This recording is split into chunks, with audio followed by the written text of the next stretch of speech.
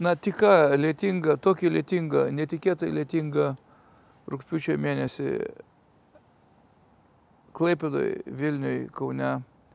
Kaunas pražydo japonų uniformuoto jaunimo šypsenomis. 3 mėnesius išplaukia paskutinėmis balandžio dienomis iš Japonijos uostų 3 laivai plaukia tik į Lietuvą. Ir 3 mėnesiai iki lapkričio, berods 24, lapkričio vidurio tie laivai plauks pro Indijos vandenyną atgal tik į Japoniją. Kodėl mes susilaukėme per mūsų valstybinių santykių tarp Japonijos ir Lietuvos atkūrimo 25-metį tokio įspūdingo apie 500 japonų jaunimo, kuris dabar studijuoja jūros karo mokslus, japonų flotilės vizito. Aš bandžiau išsiaiškinti Seime, kai atėjo pagerbti Lietuvos barikadų, žiūrėdamas į rimtas veidų išraiškas, kai jie nusiėmė kepurės, stovi paminėdami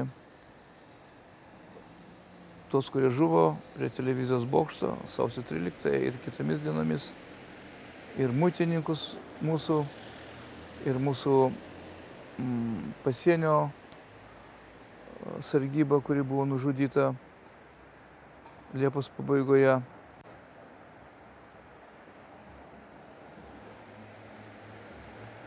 Dėdami gėlių prie mūsų didvyrių kapo. Jie pasakė, kad jiems buvo svarbi Lietuva dėl 2 priežasčių. Pirma priežastis buvo ta, kad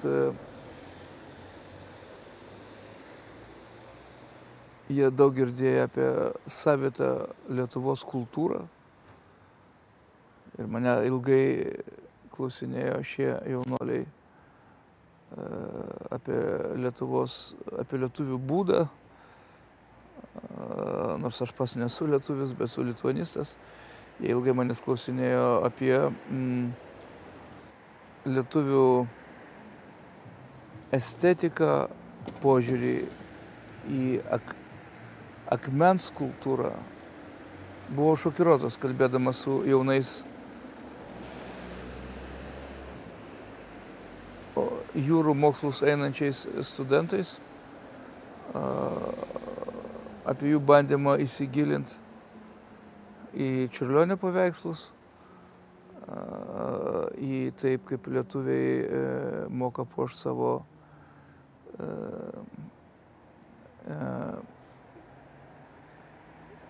gėles ir gėlių reikšmę lietuvišką aplinką. Čia karo studentai apie tai kalbėjo. Po to antras dalykas, lietuvių ryžta save ginti prieš tokią didžiulę imperiją. Jie sakė, kad jie dėjo ant stalo didžiulį Sovietų Sąjungos žemėlapį nuo Vladivostoko, kuris ribojasi su jais ir iš jų atimtom salom iki mūsų. Ir žiūrėjau, kur kitam gale maža valstybė pasipriešino ir nugalėjo bent savo plotę, nugalėjo Tamarą, kuris buvo apėmęs milžinišką pasaulio plotą, tai yra komunizmą. Į Tamarą, kuris dar iš dalies išliko Kinijoje. Tamarą, kuri nusikratė mongolai, kurie irgi ten netoli jų. Tai žodžiu, visas tie dalykai jų galvose buvo ir jie žiūrėjo į Lietuvą kaip į įvykusį stebuklą, kuris galėjo ir neįvykti. Štai kas yra. Todėl jie šitą mįslę norėjo savo išspręsti ir todėl faktiškai jų vadovybė pasirinko vizitą tik į Lietuvą, tik į Klaipėdą. Ir tie trys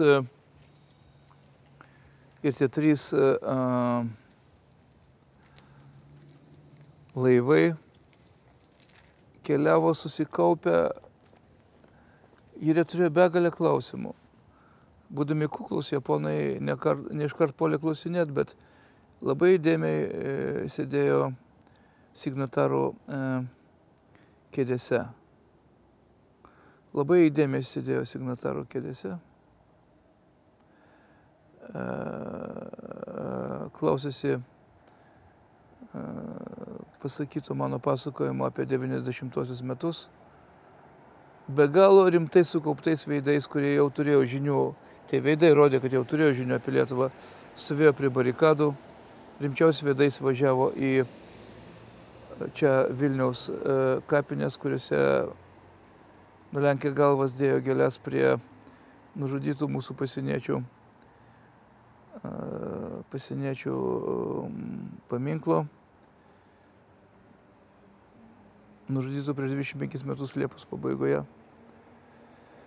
Žodžiu, lietuvaims buvo mįslė, bet kartu viltis, kad jie mano apie save, kad jie irgi yra salos vandeninė. Nedidelės salos. Nežinau, kaip tokia didelė japonų tauta, su tokia didelė kultūra gali save priskirti nedideliam kultūrom, bet jie netgi bandė lygiuotis į lietuvius, kas yra neįtikėtina. Ypatingai po to 50 metų sovietizavimo, kai čia mes patys ironiškai žiūrime tą sukolchozintą Lietuvos, dėja, Lietuvos dabartį, paveldį į tą aidą kolūkizmo aidą mūsuose. Tad aš manau, kad tai buvo stebėtinas bendravimas. Labai gaila, jie dar plaukia ir plauks. Aš pabandysiu per Skype'ą su jūsų pagalba susiekti su jais laivuose. Jie apmastų tai, ką jie patyrė per tą savaitę, vaikščiodami ir nusimetę karių drabužius, vaikščiodami apsivilkę džinsais pamatyti Lietuvoje. Bandysime susiekti su jais ir pasibelst, pasakyti, nu ką, jūsų kajutėse atsivertė Čiurlionė, ką jūs dabar Indijos vandeninė, ką jūs dabar galvojat ir ką jūs manot. Aš manau, mes dar pasisieksime. Tai buvo stebuklingas pokalbis su per gerai apie mus manančiais draugais, kurie visgi yra mūsų draugai. Tai 90 metų signatarams belieka pasakyti ačiū šiais metant minint mūsų valstybės pripažinimų paradą pasaulyje. Ir viena iš priežasčių, ne dėl to, kad aš žydų kilmės žmogus, aš turiu pasakyti, man visi kartoja yra, kurie į Lietuvą, dėl ko jie atvyko, tai žinoma buvo jų diplomatas Sugihara Kaune, jie visi aplankė jo muziejų, jie stebėjosi, kaip toks žmogus galėjo tuo metu ne visai tiksliai vykdyti Japonijos užsienio reikalų ministerijos nurodymus ir laisvai pats apsispręsti rašyti tūkstančiam žmonių, šiuo atveju žydų kilmės piliečiams, vizas, tvirtai matydamas, kad ateityje jie bus, jeigu jis negaus tų vizų, jie bus nužudyti. Kadangi jis buvo Berlyne, matė jau atslenkantį rudą į marą, kurie jau buvo su kariuomenėm paruoštom, Sugihara matė tas kariuomenės paruoštas Rytprūsiuose, čia pat už Jurbarko. Jis bandė pranešinėti Japonijai, kada vokiečiai pradės karą prieš Sovietų sąjungą, tuo metu, kuri buvo užgriobus Lietuvą. Bet jis kartu matė, Sugihara matė ir suoliukus Berlyne ir Karaliaučiui Königsberge su užrašu ne žydams. Ir suprato, kad tie suoliukai pasibaigs barakais lageriuose. Ir žudynių barakais lageriuose. Ir jis įdėjo savo knygą, jo žmona man pasakojo.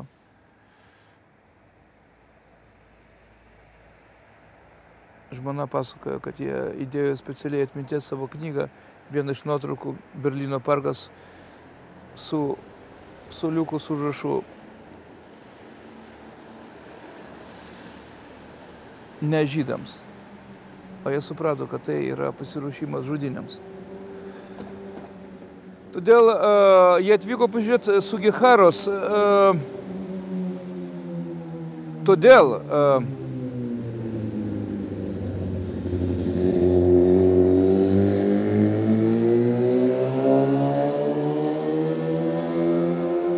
kad jisai buvo kitoks negu tuometinė japonų masė. Ir jie kalbėjo su manim apie vieną svarbų dalyką, kad išlaikė japonų savitumą, jie visgi kaip ir amerikiečiai ar australai ar ES gyventojai norėtų kurti kitaip galvojančių ir kitaip galvojimą gerbėčių žmonių visuomenę.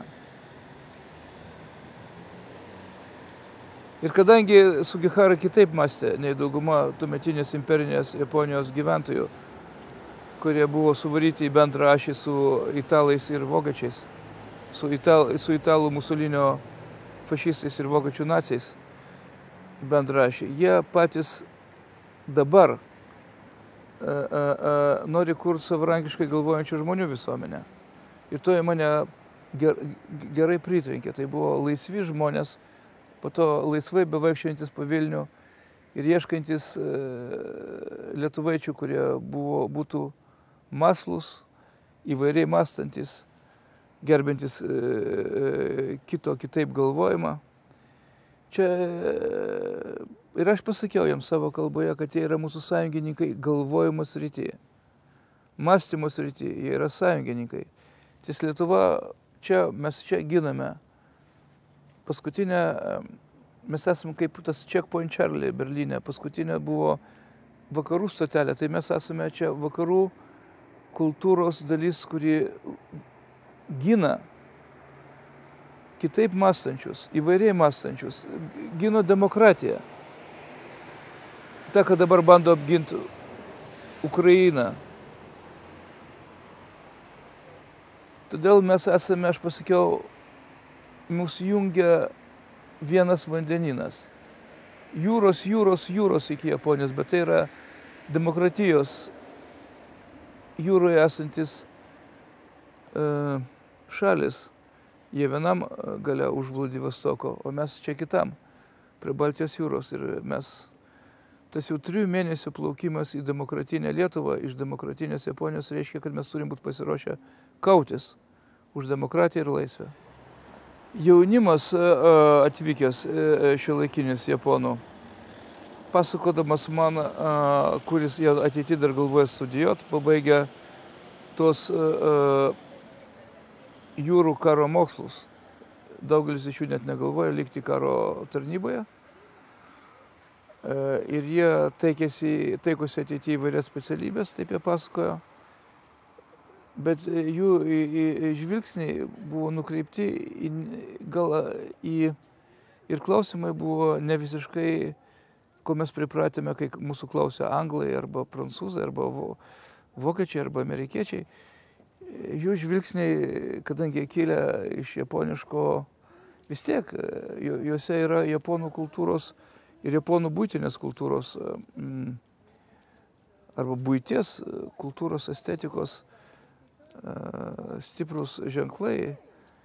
O kadangi buvo toks didelis būrys, tai jie vis keldavo rankas, klausdavo manęs, gan pakankamai su jais bendravom, tokių klausimų susijusių su lietuvių buitinė kultūros estetika.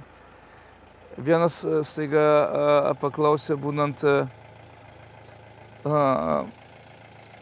karo akademijoje, atkreipęs dėmesį į mūsų baldus ten esančius, ar jūsų meistrai savo rankomis tuos stalus darė. Kai kurie iš jų vis ieškojo lietuviškos meistrystės šaknų, labai buvo įdėmus medžio darbams. Jau toks vakarietiškas, kompiuteriais aptekęs japoniškas jaunimas, tai tokius žodžius būtų galima pavartoti. Aiškiai įdėmiausiai bandė atvykęs po 3 mėnesių plaukimo laivais į Lietuvą aptikti giminystės ryšius per lietuvių buitinės kultūros kampus žiūrėdamas, kokie lietuviai yra meistrai, meistreliai, tos visokie šiaudiniai dalykai, gintaras, jiems darė didžiulį įspūdį. Tai jiems darė didžiulį įspūdį. Aš manau, kad tai buvo be jokios abejonės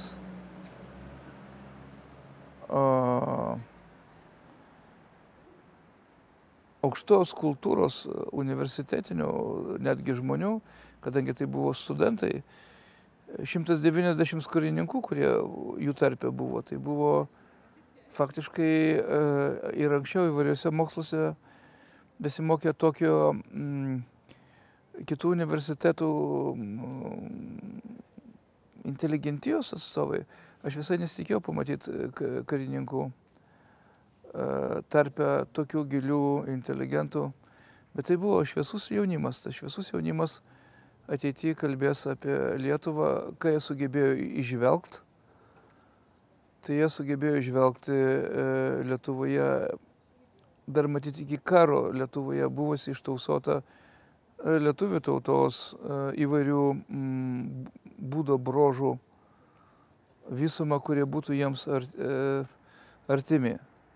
Tai yra požiūrį į gamtą, gamtos tausojimą, požiūrį į akmenį, požiūrį į dievdirbystę. Jiems gan sėkmingai kažkas pristatė lietuvišką dievdirbystę. Tas viskas buvo be jokios abejonės labai jiems svarbu. Nepaprastai aukštos kultūros tauta. Jų vizitas dėja ir nebuvo pakankamai vertintas mūsų nei televizijoje, nei radijoje, nei klausimai jiems buvo užduoti, buvo seklus ir nerimti. Todėl aš manau, kad mes tikrai dar tik su jais susisieksime, kol jie plauks tos mėnesius į Japoniją ir padėsime jiems toliau jau laivuose apmastyti jų vizitų reikšmę ir pagrįst. Dar mes turėtume papildomai susisiekę su jais, su japonų diplomatų pagalba per Skype'us, padėti pagrįst, kad jie teisingai aplankė Lietuvą, nes lietuvių tauta po kovo 11 nepriklausomybės atkūrimo per 25 metus dalis lietuvių tautos žmonių sugebėjo atkurti tuos tiltus su ikikarinė Lietuva ir sustiprintos teisingus bruožus, dėl kurio kovo 11 nepriklausomybė ir buvo atkurta, kad tai būtų, Lietuva būtų namai. Tai arba toms kultūroms, lietuvių ir kitų tautų, kur gyvena čia, kultūroms, kurios buvo bolševikų režimo ir nacių, ir bolševikų bandomos sunaikinti. Todėl priežastis šitų 100 inteligentiškų žmonių atvykimo į Lietuvą kariniais drabužiais buvo tiek lietuvių tautos ryžtas grįžti į laisvę, tiek Lietuvos kultūros palikimas. Todėl mes turėtumėm tai įvertinti ir grįžti prie tų žodžių reikšmės, grįžti prie žodžių idealizmas reikšmės.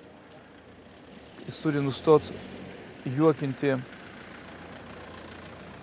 jis turi nustoti tas žodis juokinti tuos praktiškus lietuvių kilmės žmonės, kurie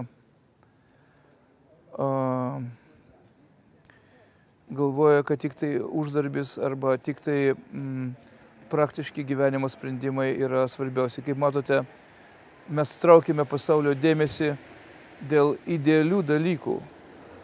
Tai yra dėl kovos už nepriklausomybę, dėl kultūros išlaikymo, dėl aplinkos tausojimo. Tai yra pakankamai svarbus dalykai. Todėl lietuvių tautos idealizmas arba žmonių, kurie Lietuvoje gyveno idealizmas, yra nepaprastai reikšmingas. Mes turėtumėm vidurinėse mokyklose pasižiūrėję šitą japonų jaunimą iš naujo pergalvot, permastyti akcentus. Ir mes turėtume, lietuvių pats jaunimas, žiūrėdamas į šitos japonus, turėtų užsidegti mintimi, kad kova už tėvynę, idealistinis gyvenimas, žodžiai, kurie praktiškai mūsų visuomenėje yra pasmerkti, turi reikšmę. Ačiū.